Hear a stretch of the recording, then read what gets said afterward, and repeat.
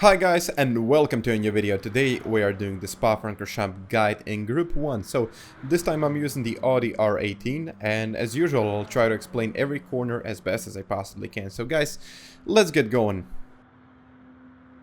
And yeah, before we go, I would like to make an announcement. I started doing coaching, so guys, if you're interested, you have the email down below in which you can contact me in. So guys, yeah, just a simple email and I'll do the rest. So thank you guys, and let's go to the track guide. Okay, let's start with the track guide. So the first thing you need to do is charge the battery to the full 100%. So this can be achieved by braking, just putting in the braking inputs and throttle and revving the car up in second or first gear until your bar is full. So you just gotta make sure that your bar is full before you go into a quick lap. If your bar is at let's say 50%, the lap time will just not be out there. You'll not get a decent lap time. So our first braking point is the 100-meter sign, and you want to be braking in the straight line. So braking in the straight line here, and then going to starting to steer in and downshifting into first gear to get a rotation of the car and back in the second gear as soon as you possibly can. So before you put in your throttle inputs, just try to straighten the car up. So you may notice, because if you kind of push the car to the limits in the first or second gear, it will just slide. It will just go, you will have no control over the car. So into Eau Rouge and Radon, as you have seen previously, I took it at full speed, no lifting, no nothing.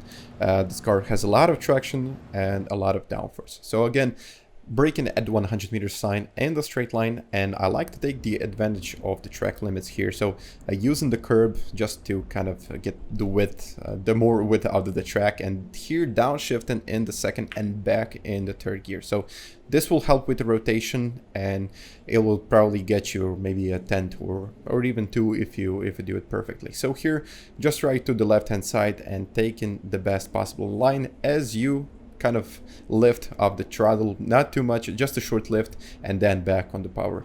And here we go into this, I mean, it's a slow right-hander, and here you gotta brake when the curb in front of you begins. I like to brake, I would say, let's say 10 meters before it, just to make sure that I make it.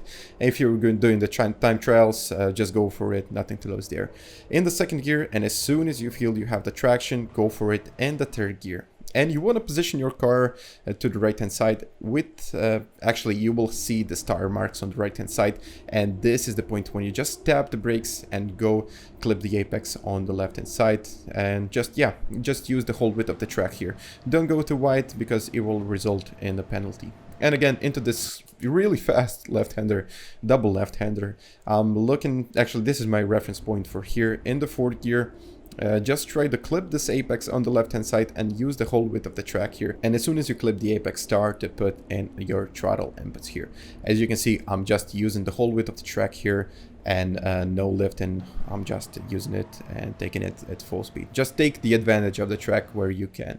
And here I have this reference, and it's the shadow in front of me. It's a really good reference here. You have a lot of references on this track, and I really like it. That's the reason why I like it. So keep your car in third gear, and as soon as you kind of go to the left hand side, just try to lift a short while and feel the car. It's so hard to explain, but yeah, it just comes with practice. And here I'm using the marker on the left hand side, as you will see, just braking just before the beginning of the curb and clipping the apex on the right hand side. And here, if you go too wide, don't worry about it. It kind of actually helps with the time. So this was 1:26.0, which is really good time. So just make sure that you have enough battery for the end, because if your battery is empty at this point, you will get no speed into last section, actually your last acceleration zone. So this one is your last braking zone, and it's at 150 meter sign. You actually have 2 references there, just pick one which you actually like better. So here you can see this tire marks on the left hand side, and this is the point when I slowly start to steer into the corner in the first gear and putting in your throttle inputs here. Just tap the brakes so you can make this last one, and again as soon as you possibly can on the power, and make sure that you have enough battery to go over the finish line. So we're gonna cross the finish line in 1:56.846.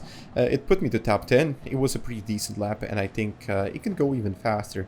I lost around 1/10 in my previous, I think it was the second sector, so I think I can even push it to 1:56.6, but yeah, I'll try to do it. By the end of the week, it's possible to achieve something like that. So guys, if you like the video, if you like this track guide, as usual, please smash that like button and subscribe to the channel as usual. So guys, thank you for watching, and I'll catch you guys next time.